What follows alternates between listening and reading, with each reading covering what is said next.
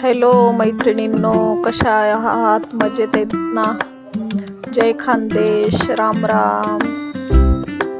तर बघा, आज आपण वेगळी अशी काहीतरी भाजी बनवणार आहे. तर तुम्ही बघू शकतात आज मी कशाची भाजी बनवली. खूप टेस्टी डाळ घालून भोपळ्याची भाजी बनवली, दुधी भोपळ्याची. अशी एकदा नक्की भाजी तुम्ही बनवून बघा. चला तर मग मी तुम्हाला आता साहित्य सांगणार आहे. बघू शकता मी घेतलेला आहे भोपळा, लसूण, अद्रक, हिरवी मिरची, टमाटे आणि डाळ आहे ना, ही भिजून ठेवलेली होती मी. आणि कांदा घेतलेला आहे. तर मी आता भोपळा बारीक मस्त असं चिरून घेतलेला आहे. आता मी कुकरमध्ये पाणी ठेवते. त्याच्यात ही भिजवलेली डाळ टाकणार आहे पाण्यामध्ये.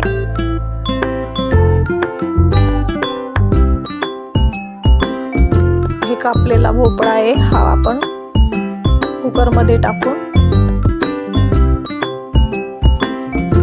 मीठ टाकलं, त्याच्यात थोडीशी हळद. आता आपण भोपळ्याला कुकरमध्ये शिट्टी करून घेऊ. भोपळा छान शिजतो, डाळ पण छान शिजते. आता आपण याच्या 2-3 शिट्ट्या करून घेऊ. तोपर्यंत आपण भाजीची फोडणीची तयारी करून घेऊ. हे बघा, मी गॅसवर कढई ठेवलेली आहे. त्याच्यात मी 2-3 पळ्या तेल टाकलेले आहे.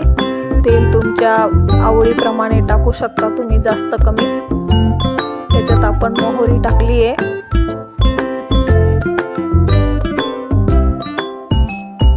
मोहरी तेलामध्ये छान अशी तळतळली. तळतळेपर्यंत आपण तिला छान तळतळू देणार. तोपर्यंत त्याच्यात जिरं टाकू. मग आपण अशी भाजी बनवलेली का मैत्रिणींनी तुम्ही कधी? भोपळ्याची भाजी छान टेस्टी लागते. मुलं पण आवडीने खातात, सगळेच आवडीने खातात. अशी भोपळ्याची भाजी बनवली की भोपळा बघितला की मुलांना असं वाटतं आता ही भाजी कशी खाऊ, काय करू, असं टेन्शन येतं मुलांना. तर असं वेगळ्या पद्धतीने भाजी बनवून बघा. तर आता मोहरी जिरे छान तळतळले. त्याच्यात आपण कांदे टाकून घेतले. छान असं मिक्स करून घ्यायचा कांदा तेलामध्ये. त्याच्यात आपण कढीपत्ता ॲड केला आहे.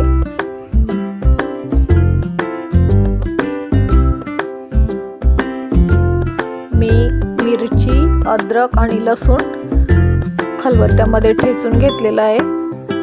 कांदा थोडा लालसर झाला तर मी त्याच्यामध्ये ते मिक्स करून घेतलं.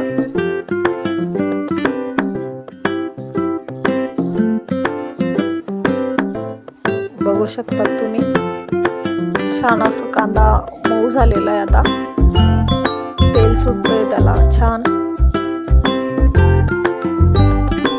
त्याच्यात आपण मी 1 टमाटा कापून घेतलेला आहे.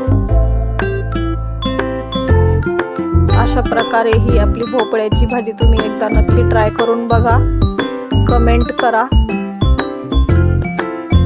हे बघा, त्याच्यामध्ये आता आपण मसाले टाकून घेऊ. मी हळद टाकली, धने पावडर टाकले,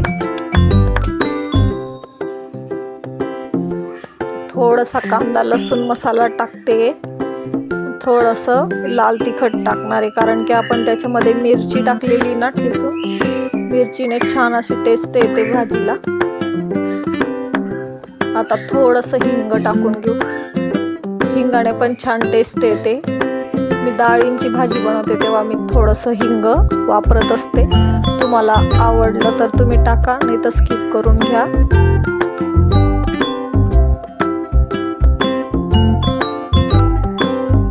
बघा मसाले किती छान असे तेल सुटलेले मसाल्यांना आहे. बघा डाळ किती छान शिजलेली आहे. कुकरमध्ये शिजून घेतली डाळ आणि भोपळा एकत्र.